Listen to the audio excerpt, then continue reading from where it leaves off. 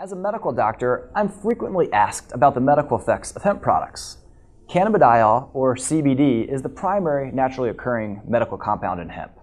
Like THC, CBD is a cannabinoid, but its effects are markedly different from THC.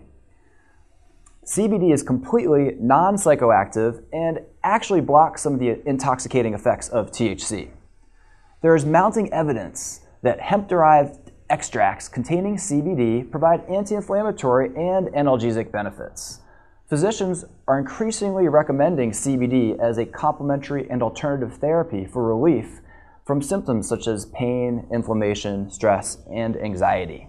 In particular, CBD appears to provide significant benefit with respect to chronic pain.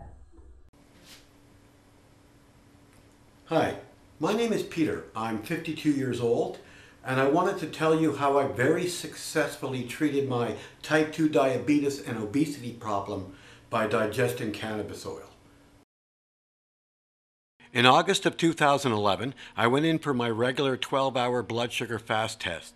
The tests were 12%. That's 3 times too high. I was on 8 pills a day, 4 metformin and 4 dimacron. The family doctor told me that there was nothing more he could do, and he was sending me to a diabetic specialist. The diabetic specialist told me I was leaking 12 grams of protein out of my kidneys every day, and that he was sending me to a kidney specialist. Obviously, the medicine's not working, so I decided to try alternative methods to treating my type 2 diabetes. And I discovered what scientists call the endocannabinoid system. A small film by Sanofi Aventis Pharmaceutical Company claiming that the endocannabinoid system is in charge of body sensitivity to insulin and sugar levels. I saw a statement from Dr. Robert Melamine, PhD in biology, claiming that cannabis oil can treat autoimmune diseases. I came across Rick Simpson of PhoenixTears.ca. On his site is recipes for how to make the oil and how much to take. In 6 weeks' time, I went from this guy to this guy. The next fast test, which was at the end of November, showed that my blood sugar was 4.5%. I had to stop taking my pills in the middle of November because my blood sugar had gone below 4%. What you're seeing here is 2 pictures taken a year apart. August 2011 and August 2012. I am 50 plus pounds lighter. My diabetes has not been over 10% since November. You know, it took me less than 2 weeks to figure out how to cure my diabetes and obesity. I'm not suggesting there's been a suppression of evidence, but maybe a lack of interest because there's no money in it.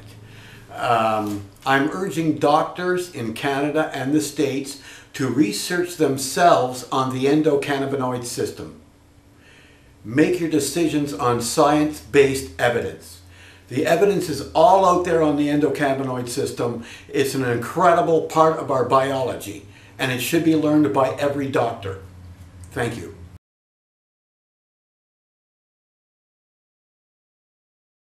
So what we found, the major finding, is that if you combine CBD with THC, you actually enhance the anti-cancer effects of THC. It's been previously reported that THC was effective at inhibiting aggressive brain cancers in vivo, and this, what they call preclinical data, led to a small clinical trial in Spain. So there's been quite a bit of literature suggesting that if you combine cannabinoids, actually different components of cannabinoids, THC and other similar compounds that similar in structure, that you might be able to enhance the activity of that individual compound. So this is the hypothesis that we worked with. We screened a variety of cannabinoids and against many different types of cancers. And from that screen we found that this compound called cannabidiol, which happens to be the second most abundant cannabinoid in the plant cannabis, was actually the most active compound when we were testing its ability to inhibit many different types of aggressive cancers. So we combined this compound along with THC in culture dishes of aggressive brain cancer cells, and what we found is we got a synergistic improvement in the ability of THC to not only inhibit the growth of these aggressive brain cancer cells, but also to cause programmed cell death, which is very important because you actually want to kill these tumor cells so they don't have the ability to grow back. And so that's really the major finding. And also within that, we were able to find specific molecular mechanisms that might explain why combining the two compounds makes for a more efficient treatment. And so we're hoping maybe to use that finding to potentially improve treatments, not only in aggressive brain cancer, but perhaps in other aggressive cancers. So everyone's going to say, great, that means if I have brain cancer or some other cancer, I can just smoke a joint and I'm Right. good, right?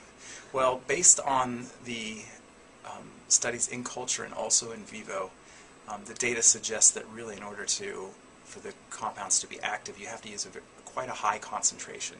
And you wouldn't be able to reach that concentration by smoking the compound. It really needs to be a direct administration. In fact, in the small clinical trial, they used infusion pumps that were put directly into the brain so they can infuse the compound right directly to the tumor.